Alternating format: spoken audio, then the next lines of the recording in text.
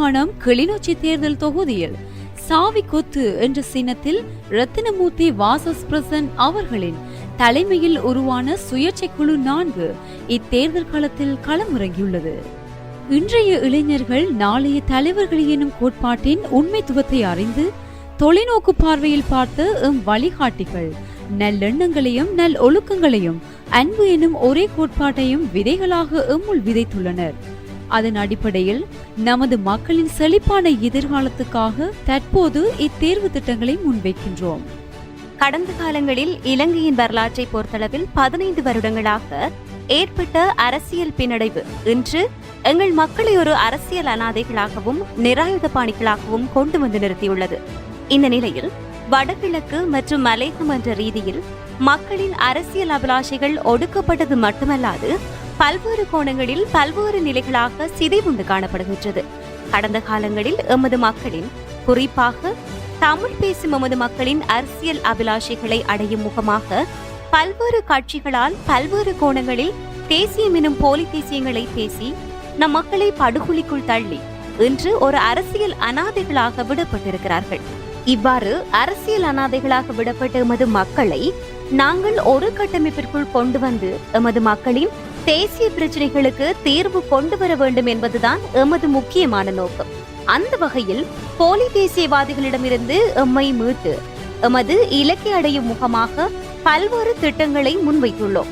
அதன்படி அரசியல் திட்டம், தேசிய கல்வி, சமூக திட்டம், பொருளாதார அபிவிருத்தி திட்டம், வேலைவாய்ப்பு திட்டம், பொழுதுபோக்கு திட்டம், இலங்கை இந்தியர்களுக்கு இடையிலான பிரச்சினை தீர்வு திட்டம் போன்ற பல்வேறு வகையான திட்டங்களை முன்வைத்து யாழ் மாவட்டத்தின் யாழ்ப்பாணம் கிளிநொச்சி தேர்தல் களத்தில் கால் பதித்துள்ளோம்.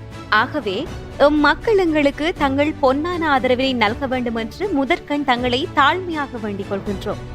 இந்த ரீதியில் முதலாவதாக அரசியல் திட்டம். அரசியல் களத்தின் நோக்கம் என்னவாக இருக்கும் என்றால், நாங்கள் வடகிழக்கு இணைந்த மாநில சுயாட்சியின் மூலம் அரசியல் தீர்வு எட்டுவது, என்றும் பிரிக்க முடியாத மத்திய அரசால் மீளப்பெற முடியாத ஒரு தீர்வினை நாங்கள் உருவாக்க வேண்டும்.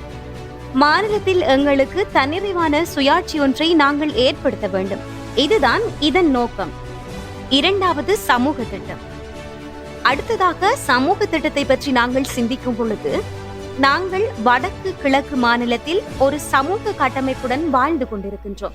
அதாவது தமிழர், சிங்களவர், முஸ்லீம், பரங்கியரற்ற பல்வேறுபட்ட இனத்துக்கு உட்படாமல், எந்த மதத்திற்கும் உட்படாமல் நாங்கள் எல்லோரும் மனித சமுதாயம், ஒரு தாய் பெற்ற மக்கள். அதாவது எங்களுக்கிடையே எந்த இனமத பாகுபாடும் இல்லாமல் எல்லா மனிதர்களும் ஒற்றுமையாக வாழ வேண்டும். பல்வேறு உப இனங்களாகவும் சாதி கட்டமைப்புகள் மேலோங்கி இருக்கின்ற இந்த காலகட்டத்தில் அப்படியான எதுவும் இல்லாமல் மத பேதமின்றி சாதி பேதமின்றி யாவரும் ஒரே நிலை என்ற கோட்பாட்டின் கீழ் நாங்கள் வாழ்வதற்கு, அதற்குரிய செயற்பாட்டை செய்வதற்காக நாங்கள் பாராளுமன்றத்தில் அயராது உழைப்போம் என்று நாம் உங்களுக்கு வாக்களிக்கின்றோம். மூன்றாவதாக பொருளாதார அபிவிருத்தி திட்டம். பொருளாதார திட்டத்தை நாங்கள் அறிமுகப்படுத்த தீர்மானித்திருக்கின்றோம். பொருளாதார திட்டம் என்று நாங்கள் எண்ணும் பொழுது, உள்ளூர் உற்பத்தியை பெருக்குவதன் மூலம் உள்ளூர் சந்தை வாய்ப்புகளை ஏற்படுத்தி எமது மக்களுக்கான வேலை வாய்ப்பை பெற்றுக் கொடுப்பது மட்டுமல்லாமல், உள்ளூர் வளங்களை நாங்கள் பெருக்கி சர்வதேச மட்டத்தில் நமது உள்ளூர் வளங்களுக்குரிய பெரிய கேள்வியை ஏற்படுத்தி கிராம மட்டங்களில் கிராமிய பொருளாதாரங்களை பெருக்கிக் கொள்ள நாங்கள் தீர்மானித்திருக்கின்றோம். நமது அடிப்படை சுயதொழில் ஊக்குவிப்பின் மூலம் விவசாயம், கால்நடை மற்றும் குடிசை கைத்தொழிலை மேம்படுத்துவதன் மூலம் எமது கிராமிய மட்ட பொருளாதாரத்தினை வலுவடைய செய்வோம் என்பது மட்டுமல்லாமல், கிராமிய மட்டத்தில் எமது வேலைவாய்ப்பு பிரச்சனையை தீர்த்து கொள்ள முடியும் எனவும் நாங்கள் நம்புகிறோம். நான்காவதாக தேசிய கல்வி திட்டம்.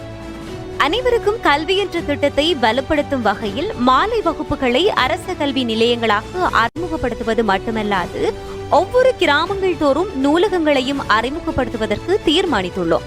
மற்றும் கிராமங்கள் தோறும் மிகவும் வறியமானவர்களை இனம் கண்டு அவர்களுக்குரிய கல்வி பிரச்சனைகளை தீர்த்து அவர்கள் கல்வி கற்பதற்கான வாய்ப்பு கிடைக்கும் திட்டங்களை ஏற்படுத்தி கொடுப்போம் என உறுதியளிக்கின்றோம்.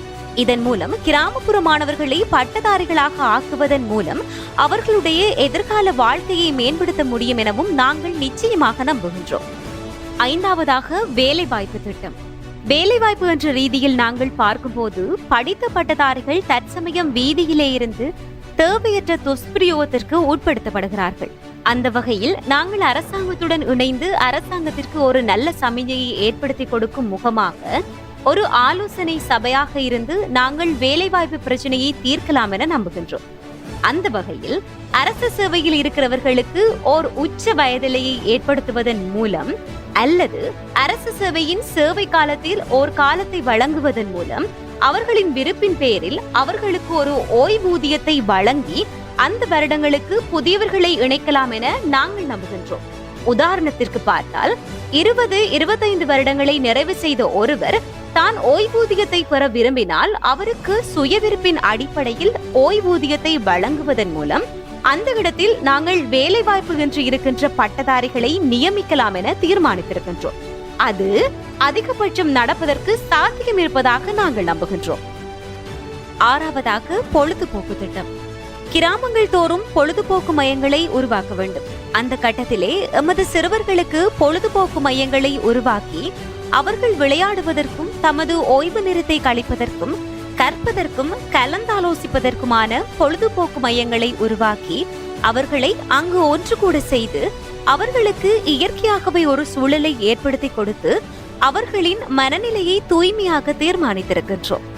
சிறுவர்களுக்கு மட்டுமல்லாமல் வயோதிபர்களுக்கும் கிராமங்கள் தோறும் வாழக்கூடிய ஒரு ஏற்பாட்டை செய்யக்கூடியதாக அதை நாங்கள் தீர்மானித்திருக்கின்றோம். அடுத்து பொழுதுபோக்கு மையங்கள் மட்டுமல்லாது வறிய மாணவர்களை இலக்காக கொண்டு கிராமங்கள் தோறும் அவர்களுக்கு இலவச பொழுதுபோக்கு மற்றும் கல்வி கலாச்சார புனர்வாழ்வு சம்பந்தமான ஒரு ஆலோசனை நிலையம் ஒன்றை நிறுவுவதற்கும் தீர்மானித்திருக்கின்றோம். மேலும் கிராம மட்டத்தில் நாங்கள் விளையாட்டை ஊக்குவிக்கும் முகமாக விளையாட்டு கழகங்களை ஊக்குவிப்பதன் மூலம் அவர்களுக்கு இலவச விளையாட்டு பயிற்சியை வழங்குவதன் மூலமும் அவர்களுடைய விளையாட்டை நாங்கள் உச்சநிலைக்கு கொண்டு வந்து சர்வதேச மட்டத்தில் அவர்களின் விளையாட்டு திறன்களை வெளிக்கொணர்வதற்கு ஏற்பாட்டை செய்வோம் என வாக்களிக்கின்றோம். 7வதாக இலங்கை இந்தியர்களுக்கு இடையிலான பிரச்சனையின் தீர்வு திட்டம். இது மட்டும் இல்லாமல் இலங்கை இந்தியர்களுக்கு இடையே காணப்படுகின்ற திரையோடி போயிருக்கின்ற முக்கியமான பிரச்சனைகளுக்கு நாங்கள் சர்வதேசத்துடன் பேசுவது மட்டுமல்லாமல் இந்திய அரசாங்கத்துடனும் இலங்கை அரசாங்கத்துடனும் பேசி இலங்கை மீனவர்களின் முக்கிய பிரச்சனைகளை தீர்க்கலாம் எனவும் நிச்சயமாக நம்புகின்றோம். பாராளுமன்ற தேர்தல் 2024 உரையாற்றியவர் சுயேட்சைக்குழு 4 வேட்பாளர் ரத்தினமூர்த்தி வாசஸ் பிரசன் அவர்கள் சார்பாக யாழரசி கிறிஸ்துராஜா அவர்கள். இலங்கை வானொலி வர்த்தக ஒலிபரப்பு. இலங்கை வானொலி வர்த்தக சேவை. குயில் கூட்டங்கள்